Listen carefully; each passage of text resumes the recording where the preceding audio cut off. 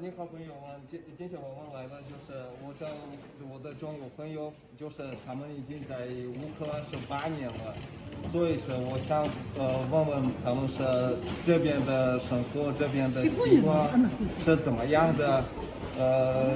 你好，你好，你们说一下吧，你们到来这边是8年了。这边的习惯你们已经习惯了吗？是刚来的时候就是从中国，你们是来自哪里？我们是来自湖北。湖北的，对，是这边的，就是什么是不方便？我知道是这边是不带现金，是这边是带现金，在中国不带现金，我就是那边是开码，不方便的，对我不方便的，对。你们已经在这边8年了，你们觉得怎么样？这边？我觉得跟很多年前的中国一样，就是不算发达，不太方便。不太方便。对，网购什么的。对，网购是不太方便的。那吃的呢？吃的我觉得都还能习惯，自己做饭也有。做饭有没有乌克兰的那个特色菜，就是喜欢的？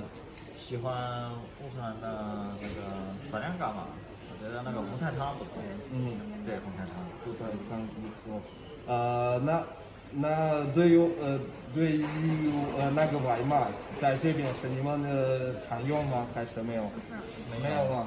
因为这个外卖太慢了，在中国外卖的话就一般10分钟就到了。确实，我这边是很慢。对。然后种类也很多。对。这边的人怎么样？对那个外国人是好不好吗？挺好的，我觉得挺好的。对。那这边都挺礼貌的。那你们以后想回中国还是待在这边？以后肯定是回中国。回中国吗？对。那我觉得还有什？等一下，还有问什么？我在那边上不见。对于什么东西吗？好吧。对于俄语，你们学的怎么样？就是我看你的俄语是很好的，你的还没有听见的。我的俄语不好。不好吗？对。你怎么学会的？对于难不难啊？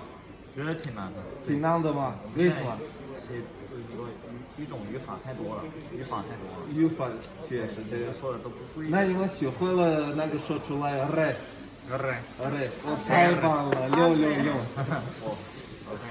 好，像我的学校那个西南财经大学，向他们你好，你好，西南财经大学。谢谢你们，谢谢，拜拜。